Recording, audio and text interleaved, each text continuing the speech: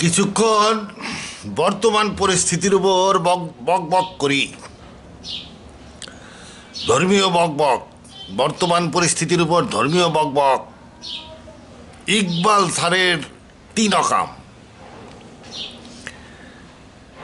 এক নাম্বার অকাম হইল তিনি ইখতিয়ার উদ্দিন মোহাম্মদ বখতিয়ার খলজি, নাকি ইখতিয়ার উদ্দিন আহমদ বখতিয়ার খলজি, যাই হোক, বখতিয়ার খলজির বাড়ির ঠিকানা ভুল লেখছে।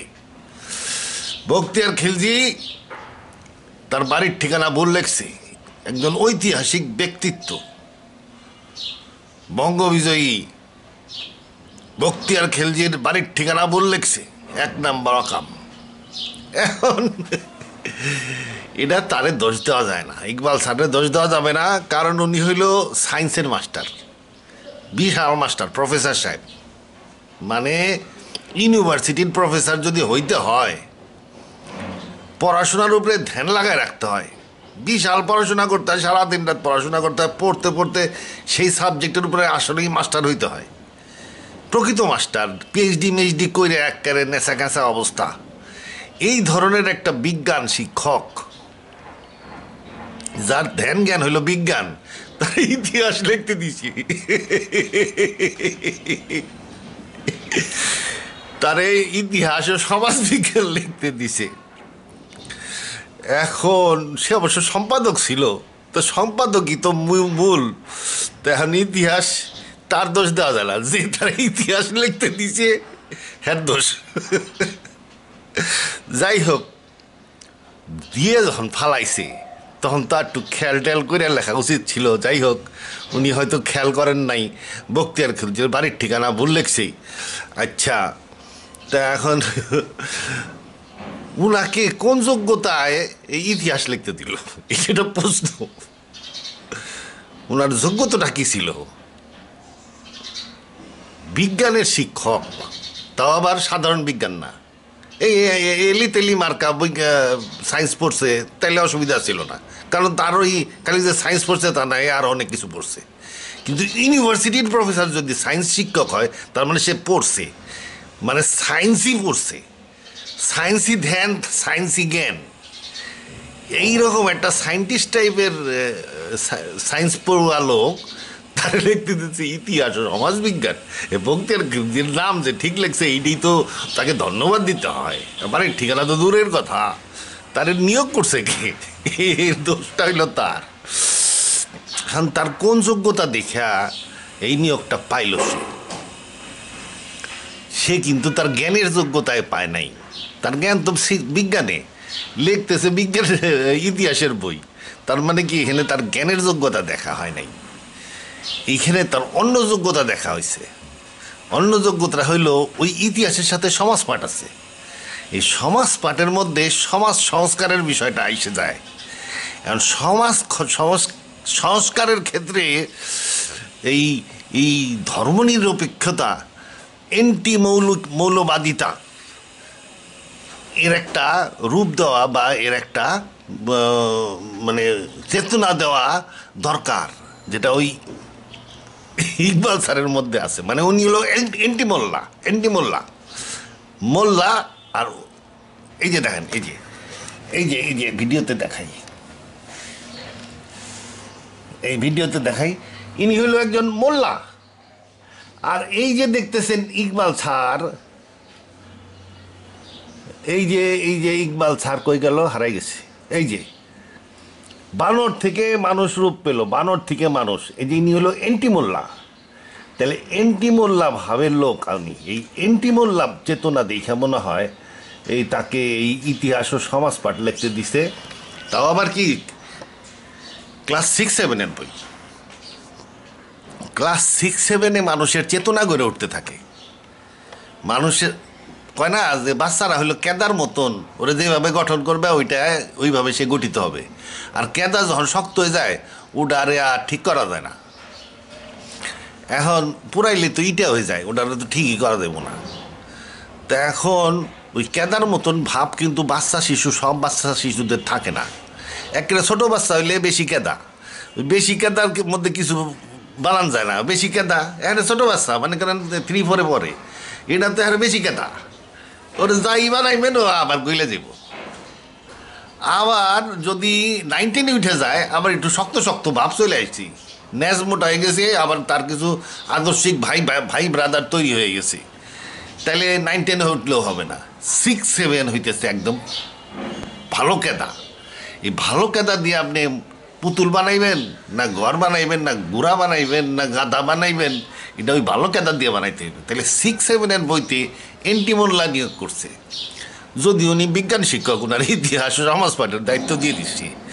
বহু ধুরন্ধর লোক আছে এই শিক্ষা বিভাগে। আচ্ছা, শিক্ষা বিভাগে তা যাই হোক, তদন্ত হয়তো একদিন হয়ে যাবে যে বিজ্ঞান শিক্ষককে কেন ইতিহাস লিখতে দেওয়া হইল। তা জাফর স্যারের দোষ দিতে ইচ্ছা করে না, উনি হইল হাসাল হইলেও হুমায়ুন আহমেদের ভাই। হুমায়ুন আহমেদ উনি কিন্তু এনটি মোল্লা ছিলেন না, উনি একেবারে মোল্লা পার্টি, এবং উনি হইল সর্বকালের সর্বশ্রেষ্ঠ বাঙালি সাহিত্যিক এবং কথা সাহিত্যিক, সর্বকালের সর্বশ্রেষ্ঠ। উনি হইল আদর্শ। উনার চাইতে ভাষা জটিল হইলে ওগুলো হলো খারাপ, নেগেটিভ। ওনার চাইতে ভাষা ভালো যদি জটিল বা হয়ে যায় তাহলে ওটা নেগেটিভ। ওনার চাইতে খারাপ হইলে তো খারাপই, সে তো সাহিত্যিকের পর্যায়ে পড়ল না। সর্বকালের সর্বশ্রেষ্ঠ বাঙালি সাহিত্যিক হতেছে হুমায়ুন আহমেদ। হে হলে বাংলাদেশের স্ট্যান্ডার্ড। উনি প্রমাণ করছে যে আমরা ওই লাল সালুয়া আর ওই ভিলেজ পলিটিক্সের বাঙালি না।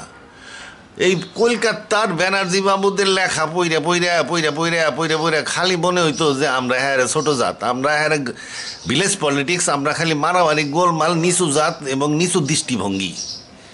আমাদের মধ্যে ষড়যন্ত্র, নানান রকমের অন্তর্মন্ত্র চলতেছে আর কি, চক্রান্ত। এটা প্রমাণ করে দিয়েছিল এই যে কলকাতার ব্যানার্জি বাবুদের লেখা পড়ে পড়ে এইগুলো মনে হইতো আর কি আমরা কিছুই না। এই যে শরৎ বাবু, এই নায়ক হইল জমিদার সাহেব, আর নায়িকা হইল মানে দেবদাস আর দেবদাসীদের কাহিনী। দেবদাসী মানে পার্বতীদের কাহিনী, জমিদারদের কাহিনী। আর রবীন্দ্রনাথ তো কবি ছিলেন, কিছু সাহিত্য মাহিত্য লেখছেন, ওই তথ্যই বসো আর কি, ওই জমিদারি পদ্ধতি আর কি, আর ওই ব্যানার্জি বাবুদের কাহিনী আর কি। আর বাঙালি মানে ছোট জাত, আমাদের সাথে নিম্নবর্ণের হিন্দু একই সাথে ধরে নিত আর কি। কোনো পরামানিক কলকাতায় যায় কোনো পজিশনে পাবে না। আমাদের দেশে পরমাণিকরাও বড় বড় নেতা, কলকাতায় গেলে ওই একই কাম করতে হবে। পরমাণিক মানে শিল, মানে ওই যে দাড়ি মোস্তা আছে আর কি। আচ্ছা, যাই হোক, বাংলাদেশে আমাদের কোনো এইসব ঝামেলা নাই। যার যোগ্যতা আছে সে উঠে আসবে। যোগ্যতা বলে হুমায়ুন আহমেদ উঠা প্রমাণ করে দিছে যে আমরা ভালো জাত, আমরা ভালো মানুষ। ইলু বিলুর চরিত্র সৃষ্টি করছে উনি, হিমুর চরিত্র সৃষ্টি করছে। বাঙালি জাতির মন মানসিকতা চেঞ্জ করে ফেলছে, আমাদের জাতীয় চরিত্র চেঞ্জ করে ফেলছে হুমায়ুন আহমেদ। এই বিশাল পর্বত ওনার ভাই হইতেছে এই ইকবাল স্যার। ওনার তিন অকাম কেন, ওনার 14 অকামও মাফ, কোনো অসুবিধা নাই। তো ওনারে আমি লিখতে বলছে যে হলো চিন্তা করো, তার বিজ্ঞানের বইটা লিখতে দিলে ভালো হতো। উনি একটা ফ্যান্টাস্টিক বিজ্ঞানের বই, একদম ক্লাস 1 থেকে 10 পর্যন্ত উনি লিখে দিবে। কারণ একই হাতে লেখা উচিত। এক হাতে লিখলে হলো কি, 1-এ কী পড়ছে, 2-তে কী পড়বে, 3-তে কী পড়বে, 4-এ পড়বে, এই করতে করতে 9-এ 10-এ যায় কী পড়বে, এগুলো সব এক ধারাবাহিকতায় উঠে আসলো। নাহলে কি রিপিটেশন হবে, হয়তো 7-এ এক জিনিস পড়ছে, তারপরে ধুম করে 8-এ এমন জিনিস আসলো যে ও বুঝতেছে না। এই জন্য এক হাতে পুরা বিজ্ঞান বই যদি উনি লিখে দিত তাহলে একটা সুপার ফ্যান্টাস্টিক জিনিস হতো। লিখছে সমাজ পাঠ, ইতিহাস। উনি ভালো মানুষ, ওরা লিখতে দিছে, উনি লিখে দিছি। এখন ইখতিয়ারউদ্দিন আহমেদ বখতিয়ার খুলজির বাড়ির ঠিকানা ভুল হইলে ওনার দোষ কি? আচ্ছা,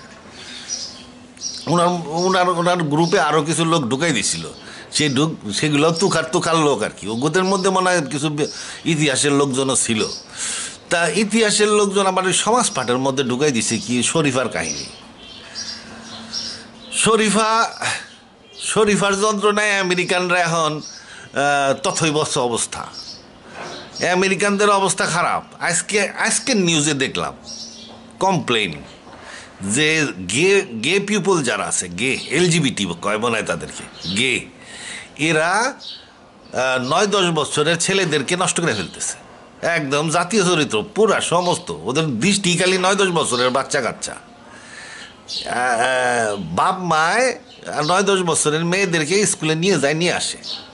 আমেরিকা এখন ওই 9-10 বছরের পোলারে ওই স্কুলে নিয়ে আসতে হবে, কারণ গে কালচার শুরু হয়ে গেছে। গে তো আর গে ম্যান খোঁজে না, গে আরটা 9-10 বছরের ছেলে খুঁজে, 10-11-12 বছর পর্যন্ত তার ছেলে খুঁজে আগে, যদি না পাইলে হয়তো আর একটা লোক খুঁজে। এই গিয়ে আইন কইরা তার অবস্থা খারাপ। এই শরীফার কাহিনী আবার আমাকে বইয়ের মধ্যে ঢুকানোর চেষ্টা আছে। শরীফা মানে কি? শরীফা বলে কি ট্রান্সজেন্ডার, এটা জেন্ডার বানাইছে। আপনি যখনই বাংলাদেশের মানুষের শিখাইবেন যে ট্রান্সজেন্ডার বলে একটা জেন্ডার আছে, যে ছেলেও না মেয়েও না, তাহলে এরপরে প্রশ্ন আসবে তাহলে তাদের বিবাহের ব্যাপার আছে, তাহলে গে আইন পাশ করতে হবে, এই ধরনের জিনিস আলটিমেটলি আসবে। তা ট্রান্সজেন্ডার, শরীফা নাকি ট্রান্সজেন্ডার, এইগুলো হইতেছে কি শয়তানি আর কি। মনে করেন একটা লোকের জন্মগতভাবে 2টা চোখ অন্ধ, জন্মগতভাবে। এখন এরকম লোক বহুত আছে যার জন্মগতভাবে 2টা চোখ নাই, সে দেখে না, জন্মান্ধ। এখন কি সে জন্মান্ধ জেন্ডার, আইলেস জেন্ডার, জন্মান্ধ জেন্ডার? জন্মান্ধ জেন্ডার হয় নাকি? জন্মান্ধ জেন্ডার নাই।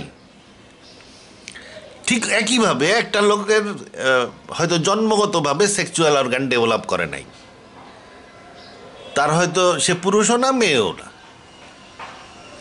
কিংবা হালকা হালকা মেয়ে মেয়ে ভাব আছে, কিংবা হালকা হালকা পুরুষ পুরুষ ভাব আছে, মানে মোটামুটি সে সেক্সুয়াল অর্গান ডেভেলপ করে নাই জন্মগতভাবে, সে আলাদা কোনো জেন্ডার হইল না। তাইলে ওই যে জন্মান্ধ জেন্ডারও থাকতে হবে, উনি কোনো আলাদা জেন্ডার হইল না।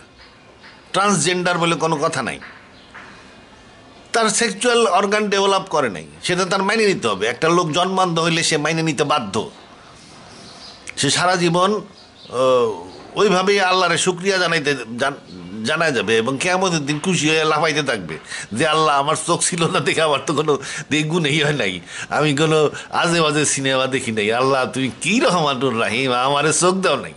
আর চোখালা মানুষ দেখি শব্দ চোখে দিতেছে আজকে, গুনতে থাকবো কয়টা চোখালা মানুষ দু চোখে গেল, ওখানে কারায়। আচ্ছা, যাই হোক, এই যে জেন্ডার ছাড়া মানুষ, ছেলেও না পুরুষও না, হে তো পরকালে খুশিতে লাফাইতে থাকবে যে আল্লাহ আমার তো কোনো জেনা মেনা কিছুই নাই। আচ্ছা, যাই হোক, ওটা পরকালের হিসাব, ওগুলো বাদ দিলাম। এখন এই দুনিয়ার কথা ধরলাম, এই যে 60 বছর ইজিক্যাল টু 60 মিনিটের জীবনে সে সংযম করে চলবে, তার আলাদা জেন্ডার না, সে কি, সে তার পুরুষ হিসাবে থাকতে হবে, মেয়ে হিসাবে থাকার কোনো উপায়ই নাই। কারণ আল্লাহ প্রথম আদম সৃষ্টি করছিল, তারপরে সৃষ্টি করছে হাওয়াকে, আদম থেকে হাওয়া, তাহলে আদম থেকে হাওয়ার পর্যায়ে যাইতে হবে। তা এখন সে মায়ের পেটে ওই হাওয়ার পর্যায়ে যেতে পারে নাই, তার মানে সে আদমের পর্যায়ে রয়ে গেছে, তার মানে সে পুরুষ। কোনো ট্রান্সজেন্ডার দাবি করে নিজেকে মহিলা সাজলো একজন লোক, যাই যায় রাস্তাঘাটে সং করা শুরু করলো লিপস্টিক দিয়া, তারপরে চুল লম্বা কইরা, তারপরে কী কর নাম ওই যে কি, এই যে উদ্ভট কাজ করা শুরু করলো রাস্তা, এটা চলবে না। ট্রান্সজেন্ডার মানে সে পুরুষ, এবং সে পুরুষের মতন থাকবে, ফুল পুরুষের ড্রেস পরতে হবে।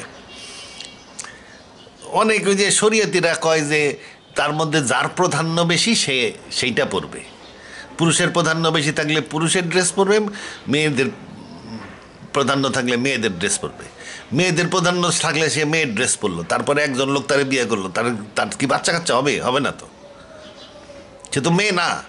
মেয়ে হইলে তার ফুল মেয়ে হইতে হবে, ফুল মেয়ে হইলেই শুধু মেয়ের ড্রেস পরবে।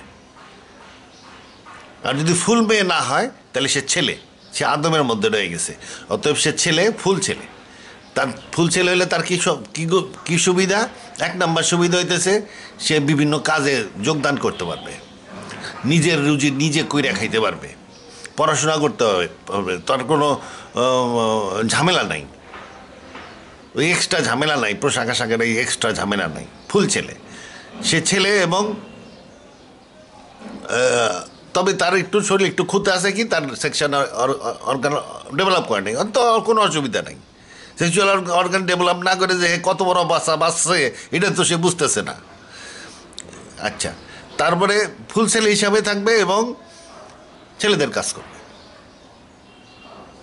আচ্ছা, পড়াশোনা এভরিথিং সব সমস্ত কিছু। কোনো ওই মেয়ে ড্রেস পরতে হইলে তার ফুল মেয়ে হইতে হবে, ফুল মেয়ে না হওয়া পর্যন্ত, মানে তা এমন মেয়ে হইতে হবে যে মেয়েকে বিয়ে দেওয়া যায়, তার নাহলে সে মেয়ের ড্রেস পরতে পারবে না।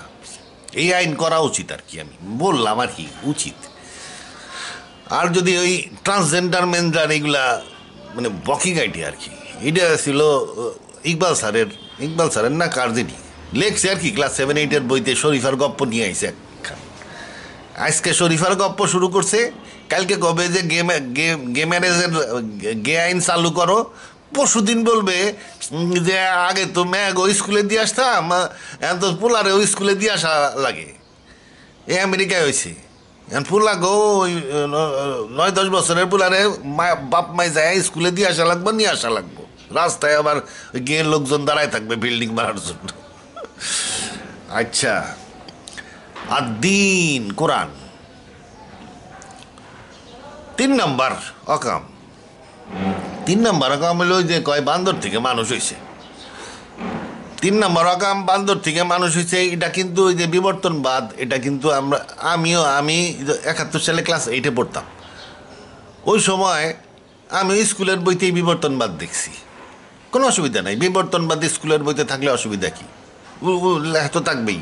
তবে আমি যে পাকিস্তান আমলে ক্লাস 6-7 ওইগুলো মানে আমি পড়ছি বিবর্তনবাদের কথা, স্কুলের কোন একটা বইতে পড়ছি, হয় বাংলা বই নাইলে বিজ্ঞানের বই, কোনো এক বইতে পড়ছি 7-8 বইতে পাকিস্তান আমলে। ওই বিবর্তনবাদের লাস্টের একটা প্যারা ছিল, ওই প্যারার মধ্যে 2-3টা পয়েন্ট ছিল যে বিবর্তনবাদের বিরুদ্ধে কথা। বিবর্তনবাদ একটু আলোচনা করছে, আইডিয়া দিছে যে এই জিনিস একটু আছে, বিবর্তনবাদের তথ্যটা একটু আইডিয়া দিছে। লাস্টের একটা প্যারায় কিছু কাউন্টার মতামত দিয়ে দিছে। এই কাউন্টার মতামতের মধ্যে একটা হইতেছে মানুষের অ্যাপেন্ডিসাইটিস আছে, বিবর্তনবাদ সঠিক হলে মানুষের অ্যাপেন্ডিসাইটিস থাকতো না। ন্যাচারাল সিলেকশন অনুযায়ী মানুষের অ্যাপেন্ডিস মানুষের অ্যাপেন্ডিস আছে, ওই যে যেটার মধ্যে অ্যাপেন্ডিসাইটিস হয়, অসুখ, পেট ব্যথা, অপারেশন করা লাগে, সেই অ্যাপেন্ডিস। তো অ্যাপেন্ডিস আছে, বিবর্তনবাদ শর্ত হইলে অ্যাপেন্ডিস থাকতো না। যেহেতু অ্যাপেন্ডিস মানুষের রয়ে গেছে, তাতে বোঝা যায় যে বিবর্তন বলে কিছু নাই, যারা যেভাবে সৃষ্টি করা হয়েছে সে সেইভাবেই থাকে। তো বিবর্তনবাদ তো আমি ওইখান থেকে জানছি, এবং তবে আমার মনের ভিতরে চুম্বকের মতন গাইতে রয়েছে মানুষের অ্যাপেন্ডিস আছে, অবলুপ্ত তো হয় নাই, তাহলে বিবর্তনবাদ ভুল। বাচ্চাদেরকে চয়েস দিতে হবে, যে ওই অ্যাপেন্ডিসের পয়েন্ট নিবে সে মুমিন, আর যে বিবর্তনবাদের পয়েন্ট নিবে সে মুমিন না, ওই দিকে সে যাচ্ছে। মানুষের চয়েসের দিতে হবে। এখন পয়েন্ট হলো যে বিবর্তনবাদ এমন একটা জিনিস যেটা কোনো থিওরি না, হাইপোথিসিস। ল তো নাই, প্রমাণিত না, থিওরিও না, এটা একটা হাইপোথিসিস। কারণ এই হাইপোথিসিসের যদি আমি বইতে পড়াই, তাহলে উভয় সাইডে আইনে দিতে হবে এখানে, যে বিবর্তনবাদও আনতে হবে, বাদের বিরোধী মতামত ওই সংক্ষেপে বাচ্চাদের জন্য লিখতে হবে, তাইলে অসুবিধা নেই। বিবর্তনবাদও লেখা আছে, সে জানলো যে বিবর্তনবাদ, আবার বিবর্তনবাদের বিরুদ্ধ মতামতও কিছুটা জানলো। এই দুইটা মিলাই স্কুলের বইতে থাকলে কোনো অসুবিধা নেই। পুরাপুরি গোপন করা যাবে না, পুরাপুরি গোপন করতে যাওয়া এটা আহাম্মকের কাজ। পুরাপুরি গোপন যদি এই যে হুজুররা কইতেছে যে এইটা পড়ে ছেলেরা খারাপ হয়ে যাবে, আর পড়লে কি স্কুলে পড়লে খারাপ হবে না, এটা তো ইউটিউবে ভর্তি, চারিদিকে ভর্তি। বরং স্কুলে না পড়লে সে অন্য জায়গার থেকে শুনলে খারাপ হওয়ার সম্ভাবনা আছে। স্কুলেই পড়াই দেওয়া উচিত। সে ধরে নিবে ও বিবর্তনবাদের কথা কইতেছ, আমি জানি এটা, ক্লাস 7-এ পড়ে আসছি বিবর্তনবাদ। ও ঠিক কথা না, লাস্টে আছে অ্যাপেন্ডিক্স, মানুষের অ্যাপেন্ডিক্স আছে কে? তখনকার দিনে ক্লাস 7-8 আমি ওই অ্যাপেন্ডিক্সের কথাটাই জানতাম। আমাকে বহুত লোকে বিবর্তনবাদ সম্বন্ধে বলতো, আমি বলতো দূর করে আমি পড়ছি ক্লাস 6-7-এর বইতে লেখা আছে মানুষের অ্যাপেন্ডিক্স আছে, অত বিবর্তনবাদ ভুল। পরে আরও একটু ওর উপরে আরও একটু পড়াশোনা করে জ্ঞান বাড়ছে, কিন্তু ওই সময়ের জ্ঞান ওইটুকুই ছিল, ওইটুক দিয়ে ফাইট করে আসছি। অ্যাপেন্ডিস আছে তো, আমার অ্যাপেন্ডিস আছে, তাহলে বিবর্তনবাদ সঠিক হইল কেমনি? তখন ওইটাই কই দিতাম। তা এখন নিউট্রাল থাকতে হবে। ওই যে সমাজ, ইতিহাস ও সমাজ পাঠে কি ওই বিবর্তনবাদ আনা যায়, কারণ ওই যে সোশ্যালিস্টরা দেখায় একদম বান্দর আসছিল, বান্দর থেকে মানুষ হলো, মানুষ হয়ে আদিম আদিম সাম্যবাদী সমাজ গড়ে উঠলো, তারপরে সামন্ত বা বুর্জুয়া সমাজ গড়ে উঠলো, তারপরে গণতান্ত্রিক রাজতন্ত্র গড়ে উঠলো, তারপরে গণতন্ত্র গড়ে উঠলো, তারপরে সমাজতন্ত্র গড়ে উঠলো, তারপরে হবে সাম্যবাদ। এই যে সমাজের বিবর্তন দেখানোর সময় বান্দর থেকে শুরু করা যায়, তো ওইভাবে সমাজ পাঠের মধ্যে বিবর্তনবাদ নিয়ে আসা যায়। আচ্ছা, বিবর্তনবাদ নিয়ে আসা যায়। তো যাই হোক, আলটিমেটলি সমাজতন্ত্র বুট হয়ে গেছে, দেখা গেছে যে ঠিক নাই। আচ্ছা, রাশিয়া বুট, আর চীনও হতে ফেরত আইছে, বলতে না ভাই এটা সমাজ বিবর্তনের এই যে তত্ত্ব, ওই তত্ত্বের ঠিক নাই, মাথা কেটে গেছি, মানে সমাজতন্ত্র সোশিয়ালিজমও নাই, কমিউনিজমও নাই, তাহলে ন্যায্য নিশ্চয়ই কেটে গেছে, ওই বিবর্তনবাদও নাই। বিবর্তনবাদ আছে, কিন্তু আল্লাহ বিবর্তনের মাধ্যমেই জীব জগৎ সৃষ্টি করছে। বিবর্তনবাদ কোরআনে আছে। বিবর্তনবাদ অতি পুরানো একটা থিওরি, 1200 খ্রিস্টাব্দে এই বিবর্তনবাদ ছিল। এটা মুসলমান বৈজ্ঞানিকদের আবিষ্কার, বিবর্তনবাদ, থিওরি অফ এভলিউশন। এটা বলা হয়তো মোহামেডানস থিওরি অফ এভলিউশন। বিবর্তনবাদ অনেক পুরানো কাল থেকে আসছিল, ডারউইনেরও আগের থেকে বিবর্তনবাদ ছিল। ডারউইন তো সেদিনের লোক, কিন্তু তার অনেক আগের থেকে, 500-600 বছর আগের থেকে বিবর্তনবাদ চলিত আছে, এবং কোরআনে আছে। আমি দেখাবো একটু পরে একটা কোরআনে বিবর্তনবাদের কথা লেখা আছে। কোরআনেও বলছে যে আল্লাহ বিবর্তনের মাধ্যমে, বা আল্লাহ যে ধারায় সৃষ্টি করছে সেটাকে একটা বিবর্তন বলা যায়, সেটা আমি কোরআনের আয়াত থেকে দেখাবো একটু পরে। তাহলে বিবর্তনবাদ কোরআনে আছে। প্রবলেম হইল ডারউইনবাদ। এই ডারউইন হইল মহাসাগর একটা ছাগলা। এই ছাগলা ডারউইন করছে কি, জাহাজে করে এক দ্বীপে গেছে, যায় দেখে যে অনেক পক্ষীগুণের ঠোঁট একটু মোটা মোটা বাড়ি বাড়ি দেখা যায়। আবার একই পক্ষীর ঠোঁট সে এই দেশে দিয়ে গেছে, ইউরোপে, হেনে দেখছে একটু পাতলা পাতলা, আর যে দ্বীপে গেছে হেনে যায় দেখে একটু বারবার। তখন সে ধারণা করছে যে এই দ্বীপের প্রকৃতি অন্যরকম, এই জন্য ঠোঁট বার হয়েছে। আর কি নাম, ইউরোপের প্রকৃতি আর এক রকম, এই জন্য ওখানে ঠোঁট পাতলা। তখন সে একটা তত্ত্ব দিল যে প্রকৃতির কারণে এই বিবর্তনটা হয়। সে ধরে নিল প্রকৃতির কারণে বিবর্তন হয়। এই জন্য প্রকৃতির যে দ্বীপে গেছিল হেনের পক্ষীর ঠোঁট বার, আর ওই যে তার দেশ ঠান্ডা ফ্রিজের মতন, হেনে পক্ষীর ওই একই পক্ষীর ঠোঁট পাতলা। তার মানে এই বিষয়টা প্রকৃতির natural selection, theory of natural selection. মানে সে বলল যে বিবর্তনটা হয় কি প্রাকৃতিক কারণে, থিওরি অফ ন্যাচারাল সিলেকশন। বিবর্তনবাদ আগেই ছিল, এটা মুসলমানদের আবিষ্কার। 500 বছর পরে মনে করেন ডারউইন নামের এক খাটাস জন্ম নিল। এই খাটাসে কইল এই বিবর্তন ঠিকই আছে, বিবর্তনটা হয়েছে ঠিকই আছে, এটা মুসলমানরা ঠিকই কয়। তবে এইটা মুসলমানরা কয় যে আল্লাহ বিবর্তন করছে, আল্লাহ সৃষ্টি করছে সব এরকমভাবে স্টেপ বাই স্টেপ, ওইটা ঠিক না, প্রকৃতি করছে, এটা ন্যাচারাল সিলেকশন, প্রকৃতির কারণে, প্রাকৃতিক কারণ হয়। এই যে থিওরি অফ ন্যাচারাল সিলেকশন, এইটাই হইল ডারউইনের বিবর্তনবাদ। এটাকে মডার্ন থিওরি অফ এভলিউশনও বলা হয়। মডার্ন থিওরি মানে ওই মডার্ন হয়েছে কেমনে, ওই আল্লাহরে বাদ দিয়ে মডার্ন হয়েছে, ন্যাচারাল সিলেকশনের ঢুকে ওটারে মডার্ন হয়ে গেছে আর কি। উনি এখন মডার্ন হয়ে গেছেন কেমনি, আল্লাহ বাদ দিছে, আল্লাহ বাদ দিয়ে নেচার কয়। মনে করেন হঠাৎ করে একটা ছেলে মডার্ন হয়ে গেল, তখন দেখবেন যে আল্লাহর কথা কয় না, কয় নেচার কয়, নেচারে করছে। তখন এই মডার্ন ওই ইউরোপিয়ান সাহেবরাও মডার্ন হয়ে ওই ন্যাচারাল সিলেকশন লাগাই দিল আর কি। এই ন্যাচারাল সিলেকশন হইতেছে ডারউইনের তত্ত্ব, বিবর্তনবাদ না। বিবর্তনবাদ একটা মহান থিওরি, এটার সাথে ওই ডারউইনের কোনো সম্পর্ক নাই। ওইটার মধ্যে এই এথিজমের বাংলা কি? ওই যে ওই যে এথিজম মানে মানে আল্লাহরে বিশ্বাস না করা আর কি, এথিজম ঢুকাইছে থিওরি অফ ন্যাচারাল সিলেকশন দিয়ে। হে কয় যে as many more species are produce then can possibly survive, মানে অনেক স্পেসিস তৈরি হয়, দেন ক্যান পসিবলি সার্ভাইভ, তার মধ্যে থেকে কিছু সার্ভাইভ করে। অনেক স্পেসিস তৈরি হয় মানে আপনার মুরগির বাচ্চা হবে বিভিন্ন রকম, একটা শগুনের মতন, একটা শালিকের মতন, মানে একই মুরগির। তারপরে কি হলো, আর একটা মনে করেন পাক ছাড়া হইলো, আর একটা মনে করেন পাও আশের মতন হইলো মুরগির বাচ্চা আর কি। As many more species are produce then can possibly survive. এর মধ্যে দেখা গেল যে আপনার মাইটেল নাই, ওই আশালা যেটা সেটা মরে গেছে, আপনার মাইটেল নাই। আর শালিকের মতন যেটা দেখতে সেটা উইরা টুইটা কোনো মতে বাইসে আছে, আর মুরগির মতন যেটা এটা তো কপেই থাকে।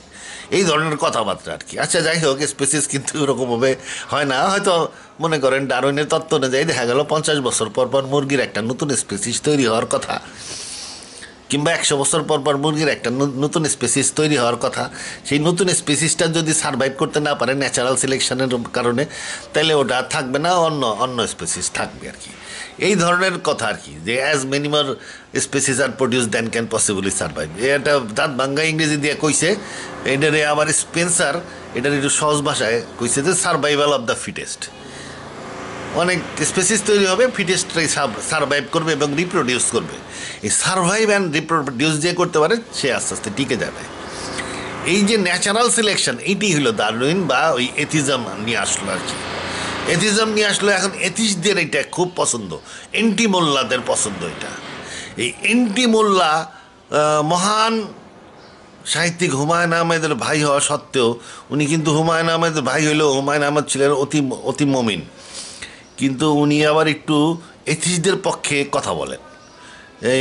মহান সাহিত্যিক হুমায়ুন আহমেদ, প্রাতঃস্মরণীয় হুমায়ুন আহমেদের ভাই হওয়া সত্ত্বেও উনি মাঝে মাঝে এথিস্টদের সমর্থনে কথা বলেন, এবং উনি এই ডারউইনিজমের তত্ত্বকে ঢুকাই দিচ্ছেন।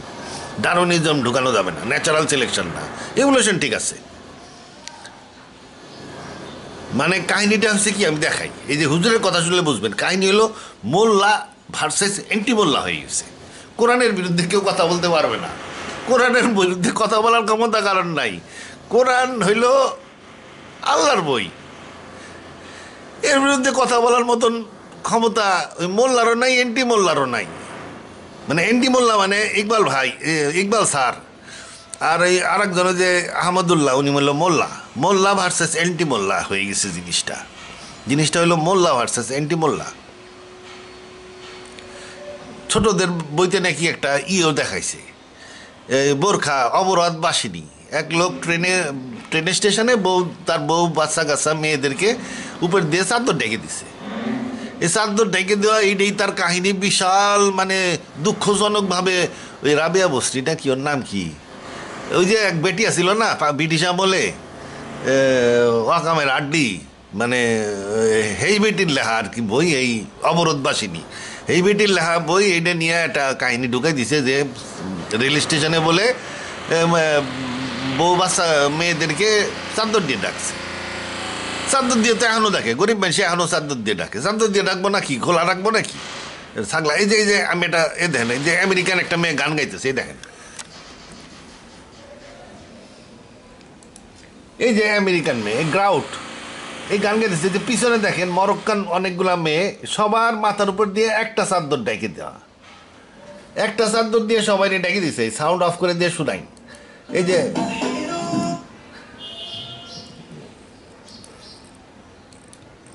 এই দেখেন, এই যে এদের পিছনে দেখেন কতগুলা মেয়ে, এই যে চাদর দিয়ে ঢাকা, সব কয়টার মাথা চাদর দিয়ে ঢাকা। কারণ কি? কারণ ওরা পর্দা করে। ও গান গাইতেছে ঠিকই, কিন্তু পর্দা করে গান গাইতেছে, মাথার উপর দিয়ে একটা চাদর দিয়ে দিছে। এখন রেল স্টেশনে আইসা কোনো হুজুরের বা কোনো ধার্মিক লোকের যদি বউসের মেয়েরা এক জায়গায় বসে এবং তার উপরে যদি চাদর দেওয়া থাকে, অসুবিধা কি? এইটা দেখে যদি তোমার খারাপ লাগে, তোমার জ্বলে তুমি জ্বলুক, তোমার জ্বললে আমি কী করুম? বউ তো তোমার না, বাচ্চাও তোমার, মেয়াও তোমার না। তোমার যদি ন্যাংটা থাকবে ইচ্ছা করে ন্যাংটা তাও, হাফ প্যান্ট পরে থাকবে ইচ্ছা করলে হাফ প্যান্ট তাও। ব্রিটিশ আমলে হাফ প্যান্টও পরে থাকতে পারতো, অসুবিধা কী ছিল? এটারে এখন বলে সমাজ সংস্কারের কাম বলে এটা দিয়ে করান লাগবে। এই সমাজ সমাজ বলে অসংস্কার হয়ে গেছে এর কারণে। এখন তাগো সমাজ বলে ভালো সমাজ, হেদে সমাজে এই খালের পারে আপনি যদি বিকিনি পরে চলে যান কোনো অসুবিধা নাই, এটা বলে ভালো সমাজ। এখন বিকিনি পরে একদিন গেলেন, 2 দিন গেলেন, 5 দিন গেলেন, ছেলেরা খুব পছন্দ করলো, তারপরে তার পছন্দ করবো না, তারপরে কেউ যে এখন আমার শরীফা দরকার, এখন শরীফার আইন করলেন। হ্যাঁ, এরপরে দেখা গেল যে আপনার 9, 10-এ পড়া ছেলেরে স্কুলে দিয়ে আসা লাগতেছে আর নিয়ে আসা লাগতেছে। আচ্ছা, মোল্লা ভার্সেস এন্টি মোল্লার কাহিনী শুনাই। এই যে মোল্লা, এই যে এন্টি মোল্লা, দেখেন মোল্লায় কয় কি রক্ষা করার প্রশ্ন। এই ব্যাপারটাতে আমরা যদি অসচেতন হই, দায়িত্ব জ্ঞানহীন হই, তাহলে একটা সময় আমাদের এই প্রজন্ম আর ঈমানের উপরে টিকে থাকতে পারবে? মুহতারাম হাজরিন, আপনি ক্লাস 6 এর ইতিহাস ও সমাজ বিজ্ঞান বই যদি খোলেন দেখতে পাবেন সেখানে বিবর্তনবাদ শেখানো হয়েছে। সেখানে বলা হয়েছে তোমাদের মনে রাখতে হবে। কি মনে রাখতে হবে? একটা পর্যায়ে বলা হচ্ছে মানুষ, শিম্পাঞ্জি আর বানরের বিভিন্ন প্রজাতি একই ধরনের প্রাইমেট প্রজাতির প্রাণী থেকে বিকশিত হয়েছে। মানুষের বিকাশ নাকি হয়েছে বানর বা এই জাতীয় প্রাণী যে বিকাশ হয়েছে সেই একইভাবে একই জায়গা থেকে, তার মানে পশু থেকেই মানুষ হয়েছে। আপনি এই বিশ্বাস যদি করেন তাহলে সেক্ষেত্রে কোরআনে যে আল্লাহ তাআলা বলেছেন মানুষকে আল্লাহ সৃষ্টি করেছেন কোত্থেকে? মাটি থেকে। কি দিয়ে সৃষ্টি করেছেন? আল্লাহ নিজে হাতে সৃষ্টি করেছেন। এই যে দেখেন হুজুরে কইল মাটি থেকে, কোরআনের কোথায় লেখা আছে মাটি থেকে? তোরাবিন আর তিনিন দুইটার একটা অর্থ মাটি না। তোরাবিন এক কিছু আয়তে লেখা আছে তোরাবিন থেকে আল্লাহ সৃষ্টি করছে মানুষ। তারপরে তোরাবিন বইলে কিন্তু শেষ হয় নাই, করে নাই, ধারাবাহিকতা বলাইছে। এরপরে যোগ অবস্থার কথা বলছে, তারপরে ফোটা অবস্থার কথা বলছে, মুদাগার অবস্থা বলছে, তারপরে ফিটাসের কথা বলছে। এই ধারার মধ্যে বলছে প্রথম স্টার্টিং হইল তোরাবিন থেকে।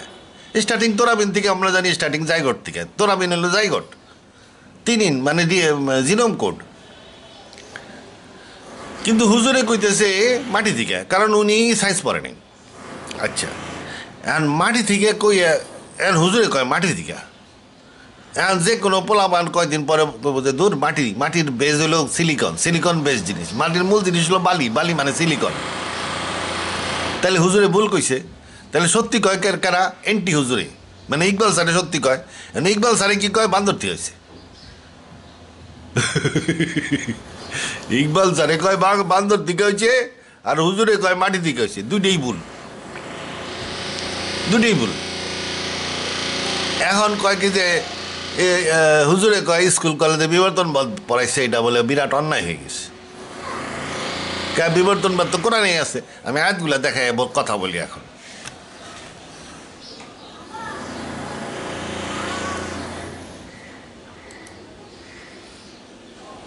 হয়েছে কি, হুজুররা ধরে নিছে যে আল্লাহ কইছে যে আরব নেতা হয়ে যায়, মানে মাটি দিয়েটা মনে করেন মহাদেবের মতন একটা মূর্তি বানাইলো, বা কালীর মতন এটা বানাইলো, কিংবা সরস্বতীর মতন একটা বানাইয়া মাটি দিয়ে বানাইয়া আল্লাহ এটা ফু দিয়া কইল কুন ফাইয়া কুন, আর অমনি আদম হয়ে গেল। এই ধরনের হুজুরদের চিন্তা ভাবনা, এই ধরনের তত্ত্ব নিয়ে কি আজকালকার দিনে কথা বলা উচিত? তাও আবার মাইকে কথা বলতে হলে একটু জ্ঞানগম্যি বৃদ্ধি করে আসতে হবে। খালি ওই 1300 বছর আগের পড়াশোনা করে আইসা মাইকে জ্ঞান, ঠিক আছে বলেন, ওই উজু গোসুলের কথা বলেন, তারপরে পাকনা পাকের কথা বলেন, কিন্তু আপনি সায়েন্সের বিষয় নিয়ে বিবর্তনবাদ থাকবে কি থাকবে না এই নিয়ে আলোচনা করতে আইসেন উইদাউট এনি ওই মাটির জ্ঞান নিয়ে, যে মাটি দিয়ে। এই যে আল্লাহ কইছে the similitude of Jesus before God is that of আদমের মতনই যিশুর সৃষ্টি এবং আদমের সৃষ্টি একরকম। যিশুর সৃষ্টি আদমের সৃষ্টি একরকম। এখানে বলতেছে similitude of Jesus before God is that of আদমের সৃষ্টি আর যিশুর সৃষ্টি একরকম। Very important point. যিশুর সৃষ্টি হয়েছিল মেরির পেটে, তাহলে আদমের সৃষ্টি কার পেটে হয়েছিল? তাহলে কারোর পেটে হয় নাই, কিসের মধ্যে হয়েছিল? তাহলে পেটের মতন কোনো জিনিস হয়েছিল, কোনো টেস্ট টিউবে হয়েছিল। টেস্ট টিউবের মধ্যে হইতে পারে, টেস্ট টিউব বেবি, আদম টেস্ট টিউব বেবি ছিল। এইখান থেকে বোঝা যায় যে যিশু মেরির পেটে হয়েছিল, আদম আল্লাহর তৈরি করা টেস্ট টিউবে হয়েছিল। তারপরে আসেন, হি ক্রিয়েটেড হিম ফ্রম তুরাবিন, তুরাবিন থেকে সৃষ্টি করছেন। তুরাবিন, এখন তুরাবিন অর্থ হইল, আচ্ছা বীর কথাটা আলোচনা করে নিই। তাহলে আল্লাহ কি করলেন, হি ক্রিয়েটেড হিম ফ্রম তুরাবিন, তুরাবিন থেকে সৃষ্টি করছেন। তুরাবিন মানে আমি এখানে জাইগোট লেখছি, এটা ধরে বসে থাকেন না, এটা পরে আসতেছি, আমি তুরাবিনের বিষয়টা পরে আসতেছি। এই লাইনটা একটু বলে নিন। দেন সেড টু হিম বি, মানে আল্লাহ প্রথমে আদমরে তৈরি করলো, তৈরি করার পরে বলল বি। বি বললে আদম হয় নাই, আদমরে তৈরি করে বি কইছে। তার মানে এখানে বীর অর্থ কি? বীর অর্থ মানে হইতেছে আদমরে তৈরি করে দেওয়ার পরে সাইডে দিছে ভেস্তের বাগানে দেয়া, কইছে যে বি মানে এখানে থাকো, বি হও, এখানে হয়ে যাও, এখানে থাকো, যা ইচ্ছা তাই খাও, খালি ওই ফলটা খাও না, খাইলে কিন্তু আবার হাওয়ারে ঠাইসে ধরে ইচ্ছা করবে না। আচ্ছা, মানে সেক্সুয়াল অর্গান অ্যাক্টিভ হয়ে যাবে আর কি। তো একটা ফল খাওয়া নিষেধ করে, বাকি বলছে যে বি মানে যে ইচ্ছা তাও আর কি। কিন্তু তার আগে তো সৃষ্টি করে দিচ্ছে আল্লাহ, হি ক্রিয়েটেড হিম ফ্রম তুরাবিন, দেন তৈরি করার পর বলছে দেন সেড টু হিম বি, তারপরে বলছে বি। বি বললেই হয়ে যায় তা না। যদি আপনি বলেন যে আল্লাহ বি বললে হয়ে যায়, তাহলে আল্লাহকে অপমান করা হলো। তার সৃষ্টি সে যেমন বিশাল মহান, তেরকম তার সৃষ্টিও মহান, অতি জটিল, এক বিতে হবে না। আচ্ছা, বি সম্বন্ধে আরও আয়াত আছে, একটা না। আমি 1 নম্বরে যে আলোচনা করলাম, আরও আয়াতগুলো পরে আলোচনা করব, আসতেছি। এই আয়াতটা ভালো করে আলোচনা করে নিই। এই আয়াতটা তাহলে আমি প্রথম পয়েন্ট পাইলাম, মেরির প্যাট আর টেস্ট টিউব। আদম টেস্ট টিউবে, জেসাস মেরির প্যাটে, দুইজন একই রকমভাবে হয়েছে। তারপরে আল্লাহ কি বললো, হি ক্রিয়েটেড হিম ফ্রম তুরাবিন। তুরাবিন মানে কি? এখন তুরাবিন মানে হইতেছে, আরবি ডিকশনারি দেখলাম, এই যে তুরাবিন, তুরাবিন মানে এটার মূল ট্রাইলেটারাল রুট ওয়ার্ড হচ্ছে তুরাব। তুরাব মানে মাটি, সয়েল। এই সয়েল মানে হইতেছে, এটা হলো নাউন, মাটি। কারণ আরবিয়ানরা কোরআন ভালোবাসে, তারা তুরাবিন বলতে ওই তারা ধরে নিছিল, আগেকার দিনে জানতো যে মানুষ মাটির তৈরি। তখন ওই আল্লাহ যখন বলছে যে আমি মানুষের তুরাবিন দিয়ে বানাইছি, তখন ওরা ধরে নিছে তুরাবিন মানে মাটি। আচ্ছা, যাই হোক, ওদের কাহিনী আমরা বলতেছি না। তুরাবিনের আরও অর্থ আছে, এটা হলো মাটি, এটা হলো নাউন। আর যদি আপনি তুরাবিনের ভার্ব খোঁজেন, তাহলে হবে রেইজ। তুরাবিন মানে রেইজ, কালেক্ট মানে তোরা করা, জমায়েত করা। আপনি অনেকগুলা ফুল একসাথে জমা করে সাজাইলেন, তাহলে একটা তোরা হইল, তাহলে ওইটাও একটা হলো কালেকশন। তুরাবিন এটা কালেকশন। তাহলে ভার্ব হইলে তুরাবের অর্থ হইল কালেক্ট, বা আপনি বলতে পারেন তুরাবিন মানে হলো কালেকশন। তাহলে এখানে আমরা মাটি নিব না রেইজ উঁচা করা নিব, না কালেকশন নিব? মানে উঁচা করা, রেইজ করা মানে এক জায়গায় বালি উঁচা করে বালির ডিবি বানাইলেন, ওটা একটা তোরাব হয়ে গেল। মনে করেন মাটি এক জায়গায় জমা করে এই ভেকু মেশিন দিয়ে এক জায়গায় মাটি উঁচা করছেন, তাহলে ওটা কি মাটি উঁচা করছেন, ওটা হয়ে গেল তোরাব। কিংবা এক জায়গায় জমা করছেন, ফুলের তোরা বানাইছেন, কিংবা এক জায়গায় মাটি জমা করছেন, কালেক্ট, ওটা হয়ে গেল তোরাব। আবার তোরাব মানে আর একটা অর্থ হচ্ছে মাটি। আমার মনে হয় মাটিটা পরে আসছে, কারণ আরবের লোকরা মনে করছিল মানুষ মাটির তৈরি। পরে যখন আল্লাহ কইছে যে আমি মানুষ তুরাব দিয়ে বানাইছি, তখন ধরে নিছে তোরাব মানে মাটি। যাই হোক, আমি ধরে নিলাম কালেকশন। তাহলে তুরাবিন মানে তোরা দিয়ে বানাইছি, তোরা কালেকশন মানে বাংলা ওয়ার্ড তোরা সম্ভবত ওই আরবির থেকে আসছে। এটা তোরা এমন হইতে পারে, এটা ফার্সি ওয়ার্ড, ওটা ফার্সির থেকে আরবিতেও গেছে, বাংলাতেও আসছে। তাহলে তোরাটা কিসের তোরা, এইটা এখন আমি আলোচনা করবো। তাহলে তোরাবিন থেকে মানুষ তৈরি করছে আল্লাহ, আদমরে তৈরি করছে, মাটি থেকে করে নাই, তোরাবিন থেকে করছে। এবং এই তোরাবিনটার মানে হলো জাইগট। কেমনে আমি বুঝলাম? যদি এইটা বুঝতে হয়, তাহলে আরও আয়াত পড়তে হবে। ওই এক আয়াত, এই আয়াতটা পড়ে হাদিসে চলে গেলে হবে না। হাদিসে আরো বোম্বাস্টিক কথা পাইবেন। আচ্ছা, ওই হাদিসে চলে গেলে হবে না? 200 বছর আগে পরে, রসুল মরার 200 বছর পরে মরুভূমির থেকে সংগ্রহীত হাদিস, বোম্বাস্টিক কথা আছে। ওয়া থাকলে এ তো আর কি আছে, ওটার মধ্যে আরো বোম্বাস্টিক আছে। এই জন্য কোরআনেই থাকতে হবে। কোরআন কি বলতেছে, মানুষ কেমনে সৃষ্টি হলো, আদমরে কি দিয়ে সৃষ্টি করা আছে। And he scattered through it beast of all kind, সমস্ত রকমের জীব আল্লাহ কি করছে, তাদের জন্য আল্লাহ বৃষ্টিও দেন, মানে গাছপালাও তৈরি করছেন, জীব সৃষ্টি করছেন, গাছপালা তৈরি করছেন কি দিয়ে, নোবেল পেয়ার দিয়ে, মিন করলে জাউজিন করিম, সব কিছু তৈরি করছেন নোবেল জ্ঞানী জোড়া দিয়ে। তাহলে জ্ঞানী জোড়া, all from the Nobel pair. কোরআনের আয়াত হলো মিন করলে, আমি এই যে তিনি জমিনে জীব ছড়াইয়া দিছেন, তিনি তাদের জন্য বৃষ্টি দেন, সব কিছু জ্ঞানী জোড়া তৈরি। মিন করলে জাউজিন করিম, তাহলে জ্ঞানী জোড়া। এই জ্ঞানী জোড়াটা কি? মুরগি, একটা মোরগ আর একটা মুরগি মিলে একটা মুরগির বাচ্চা হয়, 10-12টা বাচ্চা হয়, ওটা কি জ্ঞানী মোরগ আর জ্ঞানী মুরগি? না। একটা কুত্তা আর কুত্তি মিলে কুত্তার বাচ্চা হয়, এগুলো কি জ্ঞানী কুত্তা আর জ্ঞানী কুত্তি? না। জাউজিন কারিমিন, জ্ঞানী জোড়া। এটা কোন জ্ঞানী জোড়া, এটা বুঝতে হবে। আর একটা একই আয়াত আবার, they look at the earth how many we produced in, কত কিছু করছি, all from noble pair, DNA double helix. এটা মিন করলে জাউজিন করিম, সব কিছু জ্ঞানী জোড়ার তৈরি। এই জ্ঞানী জোড়াটা কি? এই যে জ্ঞানী জোড়া, এই যে একটা জোড়া, এই যে একটা ডিএনএ ডাবল হেলিক্স, এই যে একটা স্ট্র্যান্ড আর এই একটা স্ট্র্যান্ড, দুই স্ট্র্যান্ড মিলে থাকে, এই জন্য এটাকে বলা হয় ডিএনএ ডাবল হেলিক্স। এটা একটা জ্ঞানী জোড়া। এই জ্ঞানী জোড়ার মাধ্যমেই পৃথিবীর সমস্ত জীবিত প্রাণী, সমস্ত অ্যামিবার থেকে তিমি মাছ পর্যন্ত, কিংবা ব্যাকটেরিয়ার থেকে ম্যাপেল ট্রি পর্যন্ত, সমস্ত উদ্ভিদ এবং প্রাণী এই একই জোড়ার তৈরি। এদের মধ্যে জোড়া একই, খালি এই প্রোগ্রাম আলাদা হয়ে যায়। ঘোড়ার প্রোগ্রাম এক, গাধার প্রোগ্রাম আর এক, মানুষের প্রোগ্রাম আর এক। এই যে প্রোগ্রাম, এই ভিতরে প্রোগ্রাম রক্ষিত হয়। এই প্রোগ্রামের কারণে বিভিন্ন ধরনের প্রাণী হয়, কিন্তু জিনিস এই শুধুমাত্র এই ডিএনএ ডাবল হেলিক্স দিয়ে সমস্ত লিভিং সেল, লিভিং অর্গানিজমস তৈরি। এটা কিন্তু এই লিভিং অর্গানিজম, এই ডিএনএ ডাবল হেলিক্স 6 ফিট লম্বা। এটার কথা আরো আয়াত আছে, and the earth we have mountain as grown the অ্যাপ্রিকেন from attractive pair. Attractive pair থেকে সব কিছু তৈরি, এই আয়াতে বলা হয়েছে।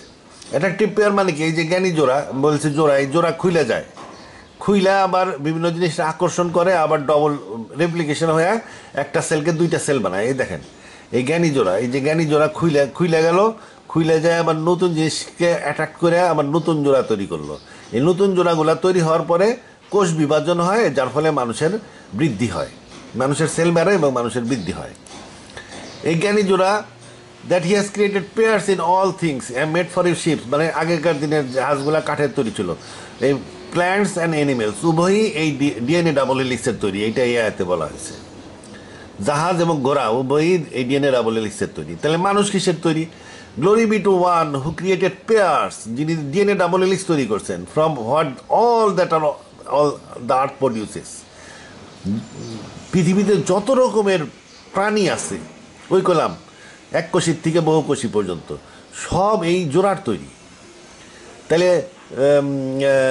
অ্যামিবার তো পুরুষ মহিলা নাই, এরা একটা ব্যাঙ্গে 2টা হয়। তাহলে এই জোড়া কি জোড়া? ব্যাকটেরিয়ার পুরুষ মহিলা নাই, তাহলে এই জোড়া কি জোড়া? এই জোড়া হইতেছে ডিএনএ ডাবল হেলিক্স। এই ডিএনএ ডাবল হেলিক্সের কারণেই একটা অ্যামিবা 2টা অ্যামিবা হয়ে যায়, একটা ব্যাকটেরিয়া 2টা ব্যাকটেরিয়া হয়ে যায়। তাহলে অল দ্যাট আর্থ প্রডিউসেস, সব কিছু এই ডিএনএ ডাবল হেলিক্সের তৈরি। অ্যান্ড অফ দেমসেলফ, মানুষও এই ডিএনএ ডাবল হেলিক্সের তৈরি। And of what they know not, মানে যেগুলো অনবীক্ষণিক, আমরা অনেক অনবীক্ষণিক জীব দেখি না, সেগুলো ওই এইটারই তৈরি। আল্লাহ বলতেছে সমস্ত লিভিং সেল, লিভিং অর্গানাইজেশন এইটার তৈরি। এই আয়াতের মাধ্যমে বলা হয়েছে, এর মধ্যে আদমের কথা বলে দিল আর কি, অ্যান্ড অফ দেমসেলফ। তাহলে আদম রে আল্লাহ কি দিয়ে তৈরি করছে? এইটা দিয়ে তৈরি করছে, মাটি দিয়ে না।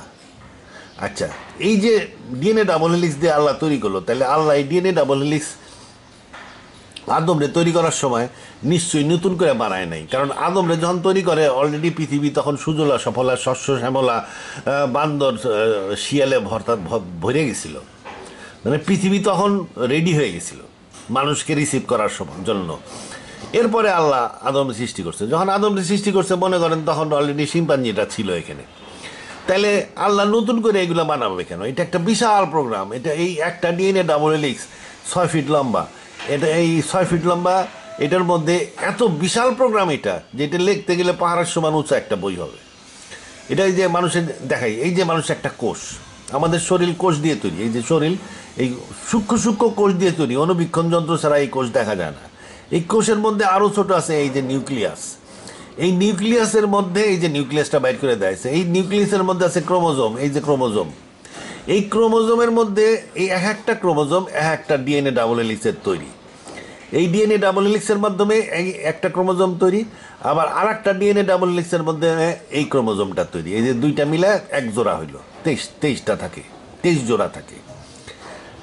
এনে যে খুইলে দেখাইছে, এই যে দেখেন, এই যে কোষের মধ্যে থাকে নিউক্লিয়াস, নিউক্লিয়াসের মধ্যে ক্রোমোজোম, এই যে বাইর করে দেখাইলো ক্রোমোজোম যদি আপনি খুলেন তাহলে 6 ফিট লম্বা ডিএনএ ডাবল হেলিক্স পাওয়া যাবে। আর এই ডিএনএ ডাবল হেলিক্সে যদি আরও শক্তিশালী অনুবীক্ষণ দিয়ে দেখেন তাইলে দেখবেন যে এরকম ATGC, অ্যাডনিন, থায়ামিন, গুয়ানিন, সাইটোসিন, এইগুলো দিয়ে প্রোগ্রাম তৈরি হয়। এই প্রোগ্রামের ভিন্নতার কারণেই একটা ডিএনএ ডাবল হেলিক্স হয়তো ঘোড়া তৈরি করে, আর একটা ডিএনএ ডাবল হেলিক্স হয়তো ইলিশ মাছ তৈরি করে।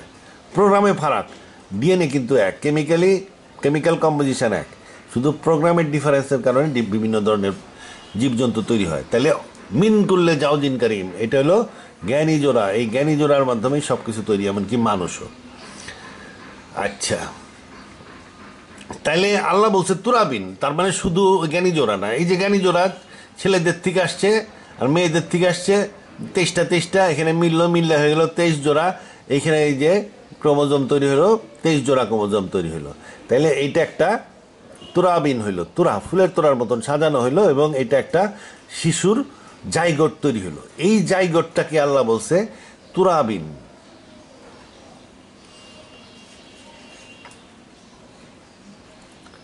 আল্লাহ তৈরি করছে তুরাবিন, মানে এই জাইগোট। স্পাম এবং ওভাম মিলে যে তোরাটা তৈরি হয় সেটাই হলো তুরাবিন বা জাইগোট। জাইগোট থেকে তৈরি করছে। তাহলে আদমরে তাহলে জাইগোট থেকে সৃষ্টি করলে তাহলে কেমনে করে করছে? নিশ্চয়ই তখন আদমরে সৃষ্টি করার জন্য আল্লাহ একটা টেস্ট টিউব বানাইছিল, খুব উন্নত মানের টেস্ট টিউব। সেই টেস্ট টিউবের মধ্যে কি করছে আল্লাহ আর কি দিয়ে তৈরি করছে? কোরআন সেই লেখা আছে যে সালসাতিন মাসনুন, সালসালিন হামাইন মাসনুন দিয়ে তৈরি করছে। এই যে we created man from sauce of black mud. সালসালিন মানে সস, হামাইন মানে কালো মাটি, মাসনুন মানে 20 রকমের পরিবর্তিত। তাহলে sauce of black mud altered, sauce মানে সালসালিন, ব্ল্যাক মাট মানে কয়লা, অল্টার্ড মানে 20 রকম। এই কার্বন বেসড যে সস, সালসালিন হামাইন মাসনুন মানে অ্যামাইনো অ্যাসিড। এই যে এর মধ্যে বিভিন্ন রকম জিনিস মিলে 20 রকমের অ্যামাইনো অ্যাসিড তৈরি হয়। এই যে অ্যামাইনো অ্যাসিড বাজারে কিনতে পাওয়া যায়। তাহলে এই অ্যামাইনো অ্যাসিড দিয়া আর ওই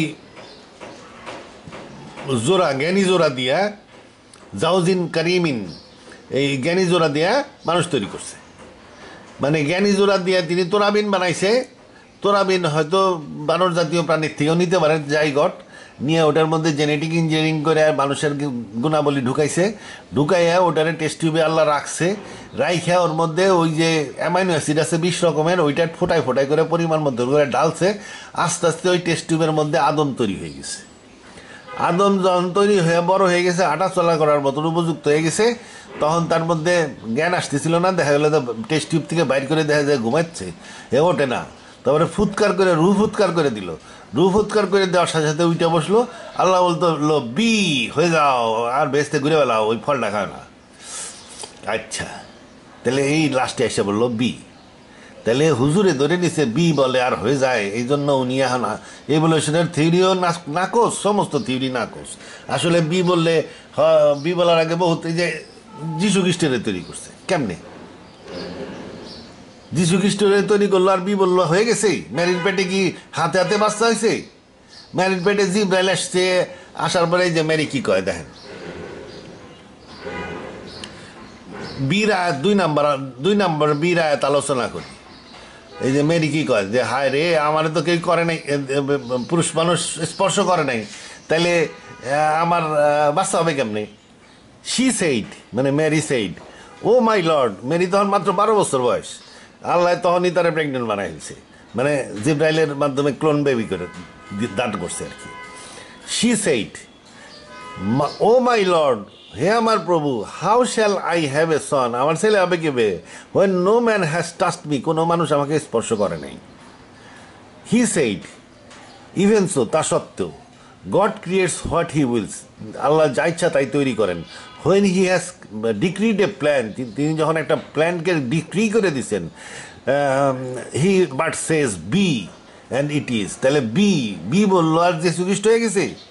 ম্যারির পেটে জিব্রাইল একটা ক্লোন বেবি ঢুকাই দিছে, ম্যারির শরীর থেকে একটা সেল নিয়ে ওটারে ক্লোনিং করে আল্লাহর নির্দেশনা মোতাবেক ম্যারির রুমের মধ্যে ঢুকাই দিয়ে গেছে গিয়েছিল। এখন ওই ক্লোন বেবিটা আস্তে আস্তে বড় হইতে 10 মাস লাগছে, 10 মাস পরে ম্যারির বাচ্চা হয়েছে। তাহলে বি বলার সাথে সাথে হয় নাই, সিস্টেমের মাধ্যমে হয়েছে। ম্যারির পেট লাগছে, ম্যারির পেট ছাড়া যদি ওই ক্লোন বেবির ক্লোন ক্লোন ক্লোন জাইগট যেটা তৈরি করা হয়েছিল সেটারে 1000 বার বি বললেও সেটা হইতে পারতো না।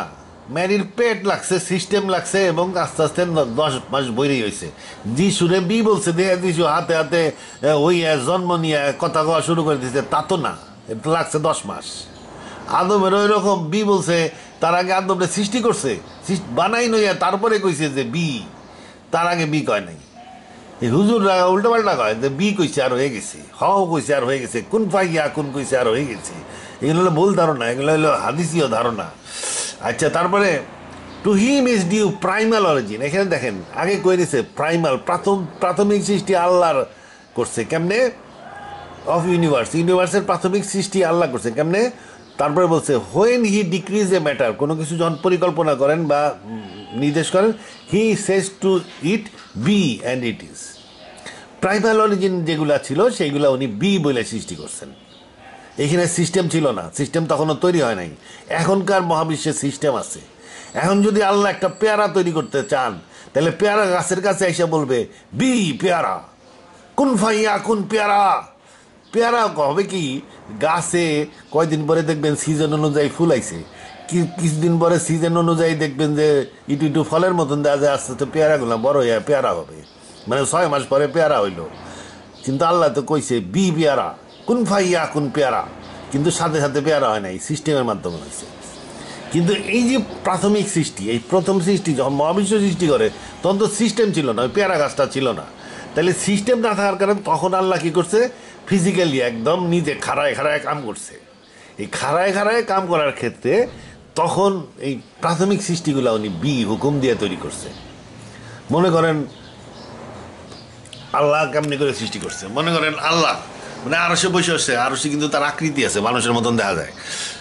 তাহলে মানুষের মতন যে আকৃতি বিশিষ্ট আল্লাহ, তার নফস আছে, সেই নফস কিন্তু বিশাল পাওয়ারফুল নফস কিন্তু জায়গা লাগে না, ছোটও থাকতে হইতে পারে, বড় হইতে পারে। যে পুরো মহাবিশ্ব সৃষ্টি হয়েছে একটা নফস, যেটা একটা বিন্দুর মধ্যে ছিল। বিগ ব্যাং অরিজিন হয়েছে একটা বিন্দুর থেকে, যেখানে মহাবিশ্বের সমস্ত শক্তি একত্রিত ছিল, হিউজ মহাবিশ্বের সমস্ত শক্তি একত্রিত ছিল। এরকম নফস শক্তি, এর স্পেস লাগে না, এর স্পেসের কনসেপ্ট ভিন্ন, স্পেস নির্ভর না, স্পেস তো পরে তৈরি হয়েছে। আচ্ছা, যখন স্পেস ছিল না তখনও নফস ছিল, অতএব নফসের স্পেস লাগে না।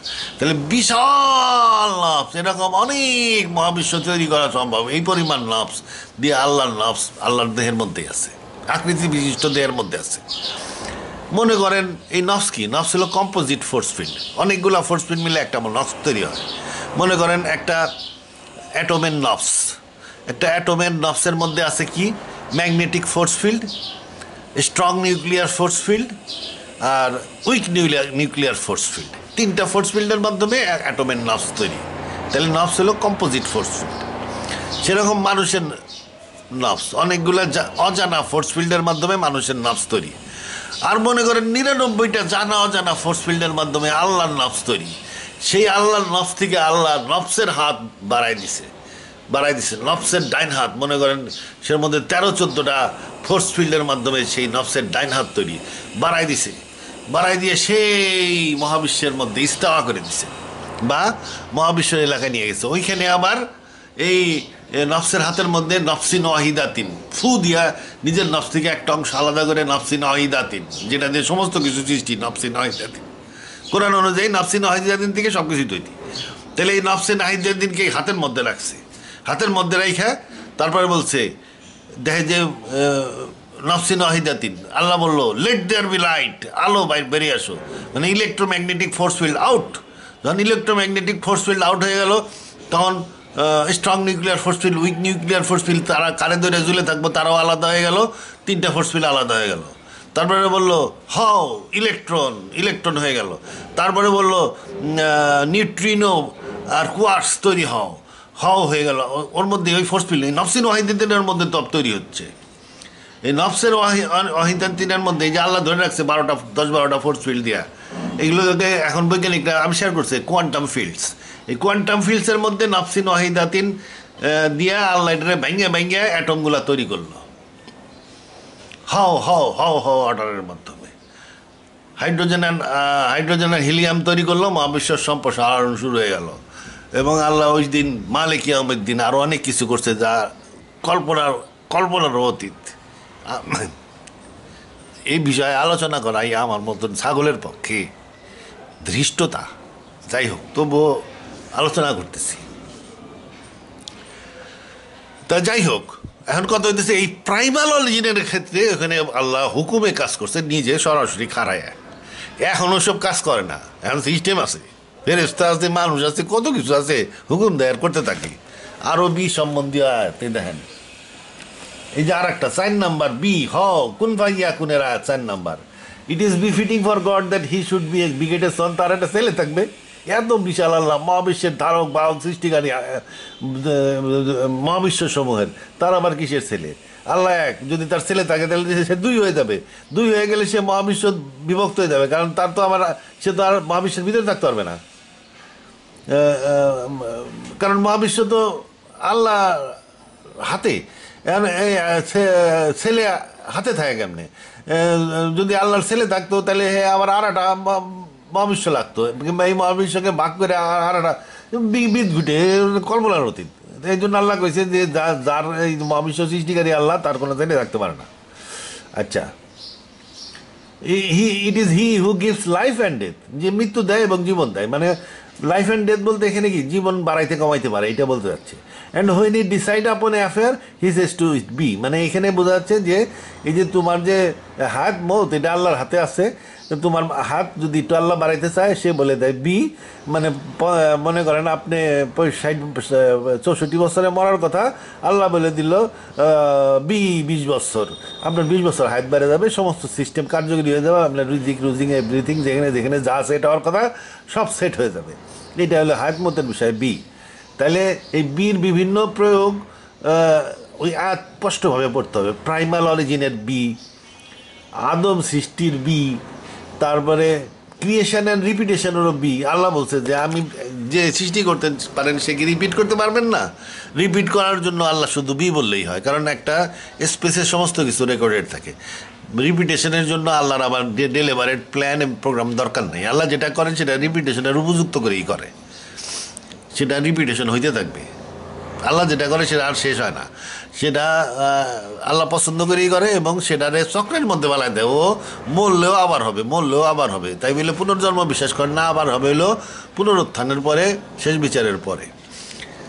তা যাই হোক, মোল্লা এবং অ্যান্টি মোল্লারা বিভিন্ন রকমের তৎপরতা লিপ্ত আছে। এই তৎপরতা লিপ্ত, এই জন্য কী করতে হবে? কোরআনের জ্ঞান অর্জন করতে হবে।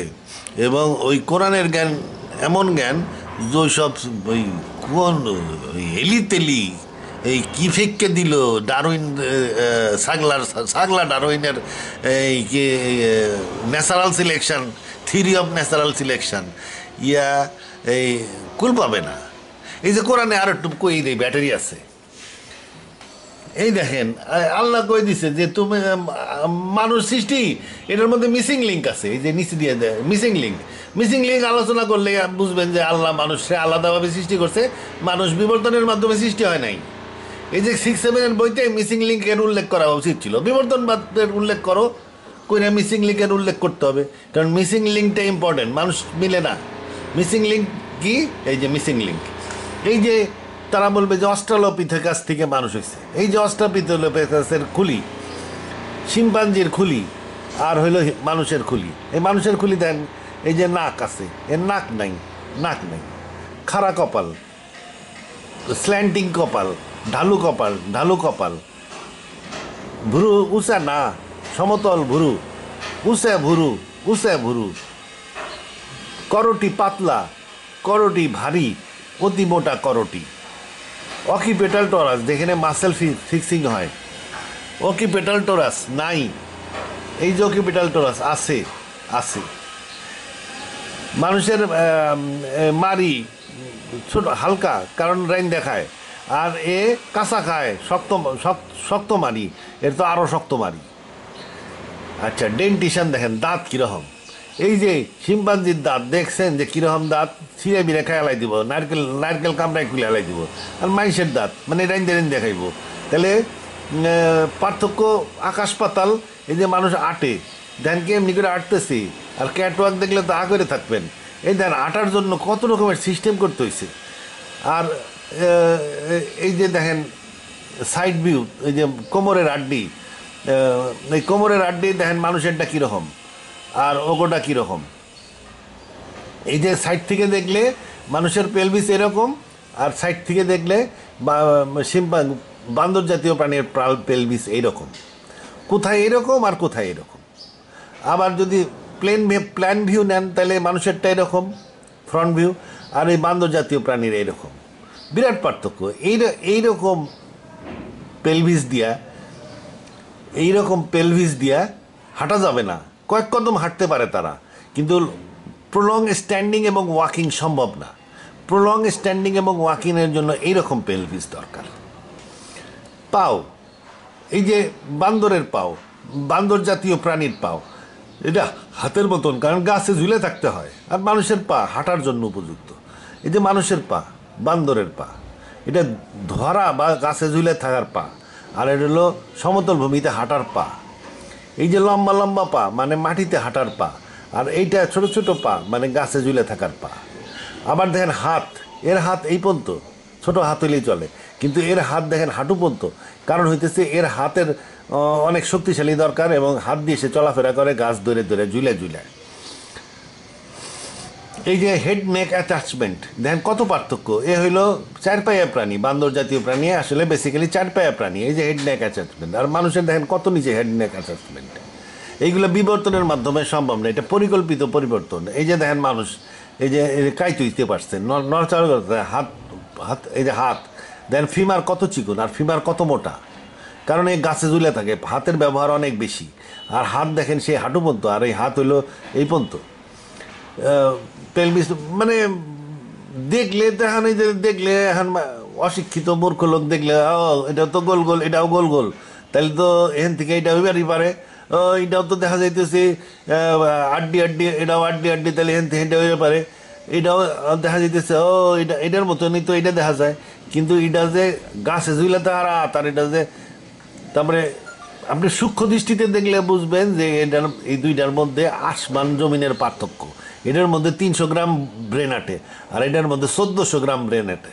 এর ব্রেনি প্রাণী, ব্রেনি এ ইউনিভার্সিটির প্রফেসর হইতে পারবে, এ ইউনিভার্সিটির প্রফেসর হইতে পারবে না। প্রফেসর হইতে পারলেও সায়েন্স পড়া ইতিহাস লিখতে পারবে না। আচ্ছা, এখন ছাগলা বিবর্তনবাদীরা কি কয়, এই দেখেন, আচ্ছা এটা জটিল ছবি, একটু সহজ ছবি দেখাই। একই ছবি, সহজ ছবি, আমি কিন্তু আঁকি নেই, ইন্টারনেট থেকে ডাউনলোড করা। এই যে অস্ট্রালোপিথেকাস অ্যাফ্রেন্সিস, অস্ট্রালোপিথেকাস অ্যাফ্রেন্সিস, এইটার একটা ফসিল তারা পাইছে, নাম দিয়েছে লুসি। এই লুসির থেকেই বিভক্তিটা হয়েছিল। এই একটা ব্রাঞ্চ হয়ে চলে গেছে, এই ব্রাঞ্চে বান্দরি রয়েছে, মনে করেন সিম্পাঞ্জি, গরিলা, ওরাংওটাং, এটা হলো ওই ব্রাঞ্চ। আর একটা ব্রাঞ্চ হয়েছে কি, এই যে হোমো হাবেলিস হয়েছে, হাবেলিস থেকে ইরেকটাস হয়েছে, ইরেকটাস থেকে মানুষ হয়েছে হোমোস্যাপিয়েন্স। তাহলে অস্ট্রালোপিথেকাস অ্যাফ্রেন্সিস হইল বাইফার্কেশন পয়েন্ট। এই অস্ট্রালোপিথেকাস অ্যাফ্রেন্সিস থেকে হোমো হ্যাবেলিস, ইরেকটাস, হোমোস্যাপিয়েন্স, এই 3 পর্যায়ে মানুষ হয়েছে। অস্ট্রালোপিথেকাস আফ্রিকানাসও একই ব্রাঞ্চে পড়ে, কিন্তু এরা একটু দূরে চলে গেছে। এই দেখেন দূরে চলে গেছে, এখান থেকে মানুষের বিবর্তন ধারায় আসবে না। আর এই যে আর একটা ধারা চলে গেছে, তারা হলো শিম্পাঞ্জি বা পঞ্জির ধারা। এরা বান্দর, শিম্পাঞ্জি, গরিলা, ওরাংওটাং এর হয়ে গেছে, কিন্তু এই ধারাটা মানুষ হয়ে গেছে। এখন কইবেন যে তাহলে হোমো হাবিলিস এখন কোথায় আছে, বলবে যে মরে গেছে সব। ইরেকটাস কোথায় আছে, মরে গেছে। আর নিয়ান্ডারথালগুলা হঠাৎ করে মরে গেছে সব, এটা প্রমাণিত, জেনেটিক টেস্টে প্রমাণিত হয়েছে নিয়ান্ডার থেকে মানুষ হয় নাই। ওরা কিন্তু নিয়ান্ডারথাল সাথে মানুষের যুদ্ধমুদ্ধর কাহিনীও আপনাদেরকে শোনাই দিবে, কারণ ও হলো অবিশ্বাসী। দুদকে যাবে এবং দুদকে যাওয়ার জন্য নানান রকমের গপ্প টপ্প কথাবার্তা বলতে থাকে আর কি। তা যাই হোক, সাইন্টিফিক্যালি বৈজ্ঞানিক ধারণা অনুযায়ী 3টা স্টেপ: আফ্রেন্সিস, হাবিলিস, ইরেক্টাস, সেপিয়ান্স। তাহলে এই আফ্রেন্সিসটা ভেরি ইম্পর্টেন্ট। আফ্রেন্সিসের প্রমাণ কি? আফ্রেন্সিসের প্রমাণ হইল লুসি।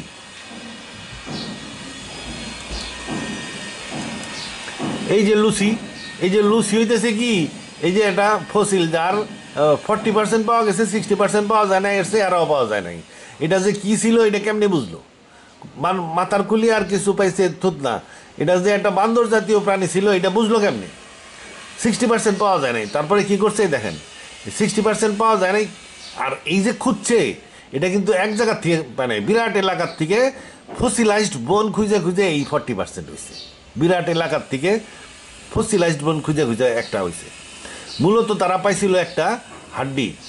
এই হাড্ডিটা দেখা গেল যে সোজা খাড়াইতে পারে। আচ্ছা, জিব্রা, গোড়া, এইগুলার ফ্রন্ট লেগও কিন্তু সোজা খাড়াইতে পারে, কিন্তু এগুলো তো জিব্রাগুলারও ফ্রন্ট লেগ নি জয়েন্ট হইতে পারে, কিন্তু সেটা তারা জিব্রা, গোড়া এগুলার ফ্রন্ট লেগ নি জয়েন্ট না ধরে তারা ধরে নিল যে এটা একটা বান্দরের ফ্রন্ট লেগ নি জয়েন্ট বা রিয়াল লেগ নি জয়েন্ট। এই বান্দরের রিয়াল লেগ নি জয়েন্ট ধইরা এটাকে ধরে নিল যে এইটাই, এখান থেকেই পরিবর্তন শুরু হয়েছে। বান্দর হাঁটা শুরু করছে, হাঁটতে হাঁটতে মানুষ হয়ে গেছে। আচ্ছা, এখন মাথা পেবো কই? বান্দরটা প্রমাণ করতে হলে বান্দরের মাথা লাগবো। এটা একটা বানাইছে দিয়া, এই যে এইগুলা পাইছিল, যে এই যে এইগুলা পাইছিল, এটার সাথে এই প্লাস্টার অফ প্যারিস দিয়ে এরকম একটা বানাইছে কীরকম? অস্ট্রালোপিথেকাস এইগুলা পাইছিল, এগুলা রেকর্ডেড পাইয়া ওই লুসির স্কেলেটন বানাইছে।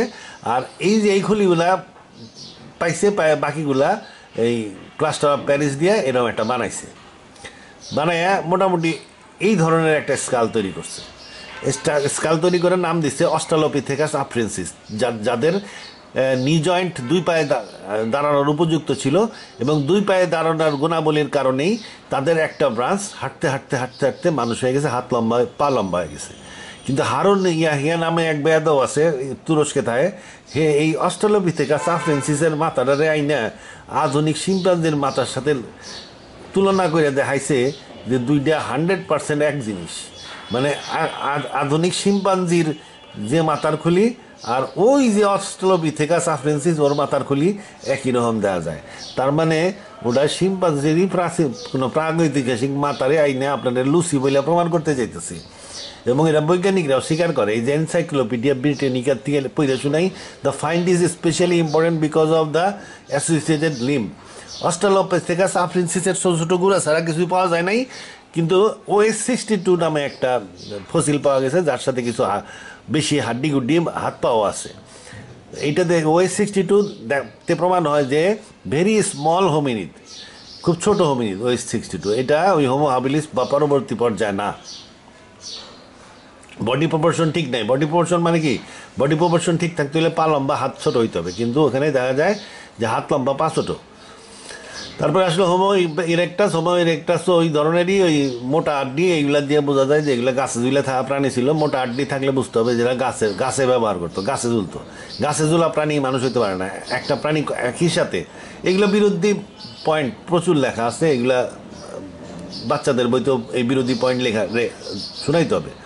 মিসিং লিঙ্ক, এগুলো মিসিং লিঙ্ক। এগুলো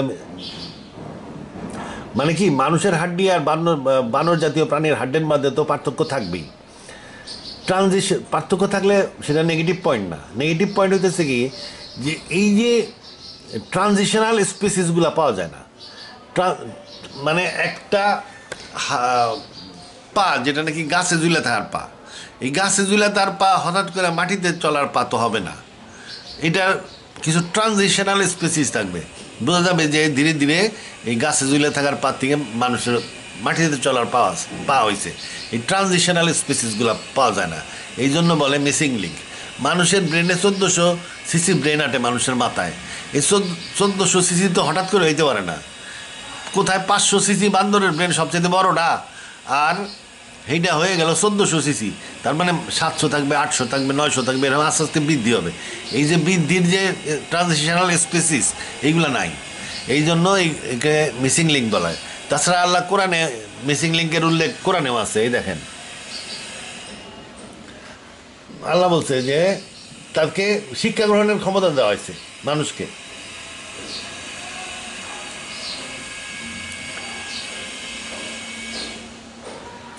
এই যে আল্লাহ বলতেছে কি, আল্লাহ বলতেছে যে and he taught Adam names, আদমের নাম শিখাইলো, আদম বলে দিতে পারলো ফেরেশতাদের সামনে। মানে কি, তার আদমের শিক্ষা গ্রহণের ব্রেন ছিল। অন্য অন্য প্রাণী যেগুলো বিবর্তনের মাধ্যমে সৃষ্টি হয়েছে তাদের কারোর এই শিক্ষা গ্রহণের ব্রেন নাই। তারা genetically taught in the egg or in the womb, মায়ের পেটে বা ডিমের মধ্যে তারা জেনেটিক্যালি শিক্ষা পায় যে জন্মের পরে কি কি করতে হবে, কিভাবে জীবন ধারণ করতে হবে। একটা গরুর বাচ্চা মায়ের কাছ থেকে শিখে না যে বিষাক্ত ঘাস কোনটা আর ভালো ঘাস কোনটা। সে জন্মগতভাবে জানে যে কোন কোন ঘাস খাইতে হবে ভালো, আর কোন ঘাস খাওয়া নিষেধ, বিষাক্ত। তাহলে একটা পাখি জন্মগতভাবে উঠতে জানে এবং জন্মগতভাবে জানে যে হাকুলুকির হাওর কোথায় আর সাইবেরিয়া কোথায়। তাহলে এইটা আল্লাহ বললো। আবার আল্লাহ বললো precision give, he taught him to write. আল্লাহ মানুষকে লিখিতে শিখাইয়াছেন। মানে মানুষেরই শুধু এই প্রিসিশন গ্রিপ আছে, এই পাওয়ার গ্রিপ, গাছে ঝুলে থাকার গ্রিপ, এটা সমস্ত বান্দর জাতীয় প্রাণী, এমনকি হোমো হামিলিস, হোমো ইরেক্টাস, নিয়ান্ডারথাল, এদেরও পাওয়ার গ্রিপই ছিল। প্রিসিশন গ্রিপ শুধুমাত্র মানুষের আছে। তাহলে আল্লাহ বলতেছে যে তারা লিখিতে শিখাইয়াছেন। তারপরে আল্লাহ টক হিম টু টক, মানুষের শরীরের মুখের মধ্যে অগণিত নার্ভ আমাদের গলা, জিভ, ঠোঁট কন্ট্রোল করে। এত দ্রুত কন্ট্রোল করতেছে যে আমাদের একটা বিশাল ল্যাঙ্গুয়েজ, 2-3টা ল্যাঙ্গুয়েজে মানুষ কথা বলতে পারে খুব দ্রুত বেগে। এবং এই দ্রুত বেগে যখন কথা বলে তখন এই যে বিশাল পরিমাণ চেতনা ভাষায় রূপান্তরিত হইয়া, মেকানিক্যাল সিগন্যাল হইয়া এই ঠোঁট জিভকে নাড়াচ্ছে ভীষণ দ্রুত বেগে। এই দ্রুত বেগে ঠোঁট বিঁকে দেওয়া আবার বুকের থেকে বাতাস বের করতেছে, কইরে যে কথা বের করতেছে। এই কথাটা একটা বিশাল জিনিস। আল্লাহ বলছে যে তিনি তাকে কথা বলিতে শিখাইয়াছেন। এইগুলো হইতেছে ব্যাপক চেঞ্জ, মানুষের শরীরের ব্যাপক চেঞ্জ। এই ব্যাপক চেঞ্জগুলা আল্লাহ কোরআনে উল্লেখ করে দেখাইছে যে তুমি আর তোমার অন্যান্য জীব, বান্দর জাতীয় প্রাণীর মধ্যে বিশাল পার্থক্য আছে। একটার থেকে আর একটা আল্লাহর ইন্টারফারেন্স ছাড়া হয় নাই। এই ইন্টারফারেন্সের কথাই এই প্রথমে বলা হয়েছে। এই মানে আল্লাহর ইন্টারফারেন্সটা কোথায় করছেন, এই যে এখানে হি ক্রিয়েটেড হিম ফ্রম তুরা আমিন, মানে জাইগট নিছেন। এই জাইগটটা কোনো একটা প্রাণীর জাইগট আল্লাহ নিছিলেন। মনে করেন শিম্পাঞ্জির জাইগট নিছিলেন। জাইগট নিয়ে ওইটার মধ্যে জেনেটিক ইঞ্জিনিয়ারিং করে ওই যে কথা বলার ক্ষমতা তৈরি করছেন, স্পেশাল জেনেটিক চেঞ্জ করে। তারপরে ওটার মধ্যে প্রিসিশন গ্রিপ তৈরি করছেন, লেখার ক্ষমতা। তারপরে ব্রেনের মধ্যে চেঞ্জ করে স্মরণকারী ব্রেন বা উন্নত outer hemisphere of the brain তৈরি করছেন। এইসব চেঞ্জ করে এই জাইগোটটারে টেস্ট টিউবে রেখে সে আদম তৈরি করছে। আর যিশুরে কেমনে তৈরি করছে, যিশুর জন্য এত ঝামেলা করতে হয় না, সিস্টেমটা একই। জাস্ট মেরির থেকে একটা সেল নিয়ে ওইটারে ক্লোনিং করে পুরুষ হিসাবে মেরির পেটে সেট করে দিয়েছেন, মেরির পেটে হয়ে গেছে। তাইলে মোল্লা এবং অ্যান্টি মোল্লা এই উভয় পক্ষকে যদি আপনি সঠিক মানে এনকাউন্টার করতে চান তাহলে কোরআন যথেষ্ট। কোথায় জওহরলাল নেহরু আর কোথায় অস্ট্রেলিয়ার ক্যাঙ্গারুগণ? আল্লাহ হাফিজ।